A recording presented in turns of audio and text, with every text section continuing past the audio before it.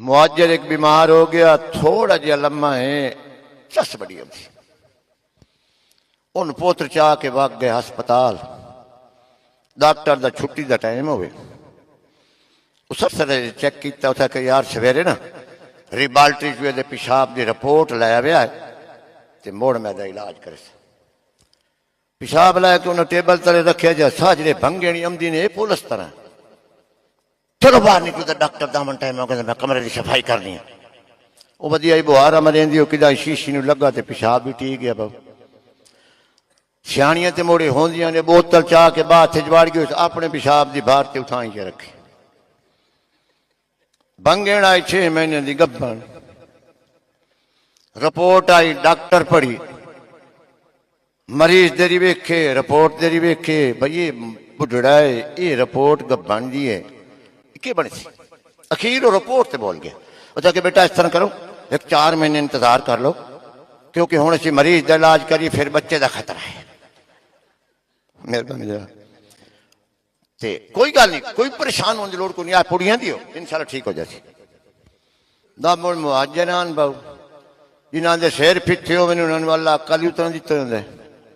वो तो लग्या चाहते प्यो ने, चक मंजी भैन दे चुड्डा, साडे पल्ले कख नहीं छड्डिया, तू साडा नक ला दिता जी, साडी तू को पत्त कर दी जे।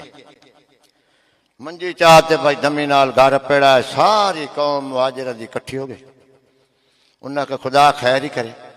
राती गया सी चौधरी, ते सुबह घर आ गया, भावें डॉक्टर जवाब दे दिता, की हाल है खैर दीन सके भाई कख का नहीं पता। इको बारी डॉक्टर देखा तो सवेरे मुंडे कहते चुप, बड़ा पुत्र चोंडे छत्था बैठा सू, उस रिपोर्ट दी प्यो ने आख्या जे नहीं दसना तो बिरादरी दसना जे, आ रिपोर्ट पढ़ लै। वो जो रिपोर्ट पढ़ी ना, तो चौधरी का रंग कुछ थोड़ा जिहा तब्दील होया। अच्छा जा तुहाडी भैन तुसीं मैनूं उत्थे दस दे, मैं डॉक्टर तो पूछदा भी 15 साल हो गया, मैं मुंड मरानी छड्ड दी, अज बच्चा कित्थों गया तेरी पे। एक बादशाह ने ना तेली नूं पुछया कि 1 मन तिलां दे विचों किन्ने तेल निकल सकदा है। हाँ जी, 1 मन तिलां विचों किन्ना तेल निकल सकदा किन्ना है? तेल निकल सकदा है। तो उन्हें आख्या जी 10 सेर।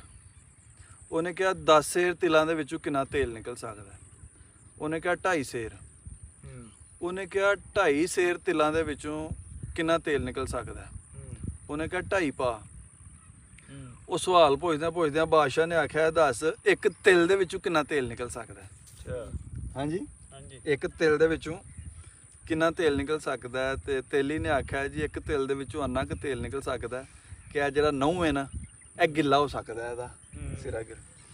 वो बादशाह बड़ा होश होया, मरासी दी कारोबारी जिहड़ी है ना फैमो फरासत, उन्हें कहा दस मैनूं तेलिया कि कोई